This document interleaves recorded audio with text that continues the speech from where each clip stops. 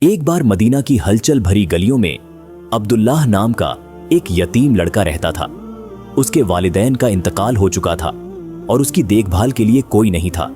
ان حالات کے باوجود عبداللہ اپنی خوش مزاجی اور نرم دل کے لیے مشہور تھا۔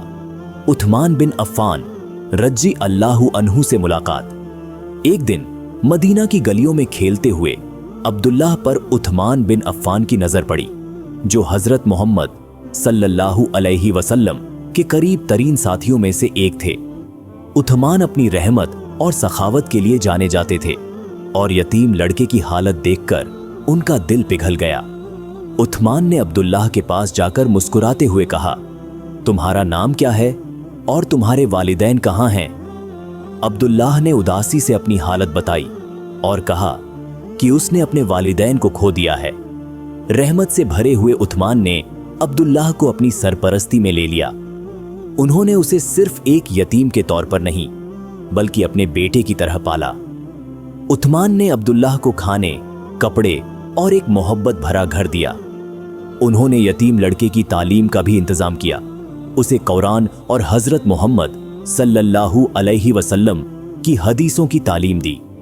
خوشیوں کا باغ۔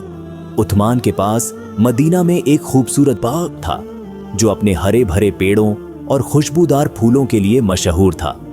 وہ اکثر عبداللہ کو اس باغ میں لے جاتے تھے جہاں لڑکے کو قدرت کی خوبصورتی میں سکون اور خوشی ملتی تھی۔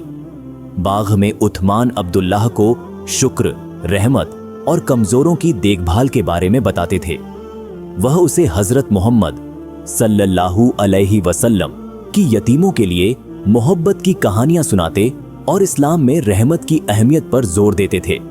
وقت کے ساتھ عثمان کی سرپرستی میں عبداللہ ایک ذمہ دار اور نرم دل انسان بن گیا۔ عثمان کی رحمت نے نہ صرف عبداللہ کی زندگی بدلی بلکہ اس میں سخاوت اور ہمدردی کے جذبات بھی پیدا کیے۔ رحمت کی وراثت۔ جب عثمان بن عفان کا انتقال ہوا، عبداللہ نے اپنے سرپرست کی رحمت کی وراثت کو جاری رکھا۔ اس نے اپنی زندگی یتیموں اور ضرورت مندوں کی مدد کے لیے وقف کر دی اور پوری بستی میں محبت اور رحمت کا پیغام پھیلایا۔ یہ کہانی عثمان بن عفان اور یتیم عبداللہ کے بیچ کے خوبصورت رشتے کو بیان کرتی ہے اور ہمیں یاد دلاتی ہے کہ سماج میں کمزوروں کا خیال رکھنا اور اسلام کے پاک اصولوں پر چلنا کتنا اہم ہے۔